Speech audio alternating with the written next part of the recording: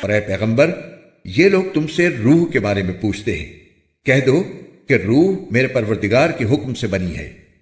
اور تمہیں جو علم دیا گیا ہے وہ بس تھوڑا ہی سا علم ہے، اور اگر ہم چاہیں تو جو کچھ وحی ہم نے تمہارے پاس بھیجی ہے وہ ساری واپس لے جائیں،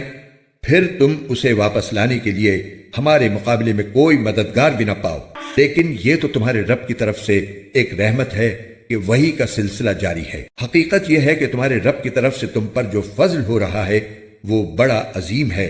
کہہ دو کہ اگر تمام انسان اور جنات اس کام پر اکٹھے بھی ہو جائیں کہ اس قرآن جیسا کلام بنا کر لے آئیں، تب بھی وہ اس جیسا نہیں لا سکیں گے،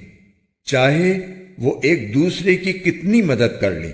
اور ہم نے انسانوں کی بھلائی کے لیے اس قرآن میں ہر قسم کی حکمت کی باتیں طرح طرح سے بیان کی ہیں،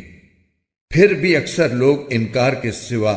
کسی اور بات پر راضی نہیں ہیں، اور کہتے ہیں کہ ہم تم پر اس وقت تک ایمان نہیں لائیں گے جب تک تم زمین کو پھاڑ کر ہمارے لیے ایک چشمہ نہ نکال دو، یا پھر تمہارے لیے کھجوروں اور انگوروں کا ایک باغ پیدا ہو جائے اور تم اس کے بیچ بیچ میں زمین کو پھاڑ کر نہریں جاری کر دو، یا جیسے تم دعوے کرتے ہو آسمان کے ٹکڑے ٹکڑے کر کے اسے ہم پر گرا دو، یا پھر اللہ کو اور فرشتوں کو ہمارے آمنے سامنے لے آؤ،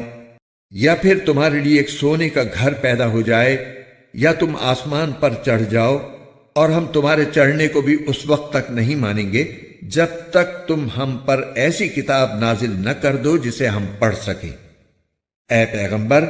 کہہ دو سبحان اللہ کہ میں تو ایک بشر ہوں جسے پیغمبر بنا کر بھیجا گیا ہے، اس سے زیادہ کچھ نہیں۔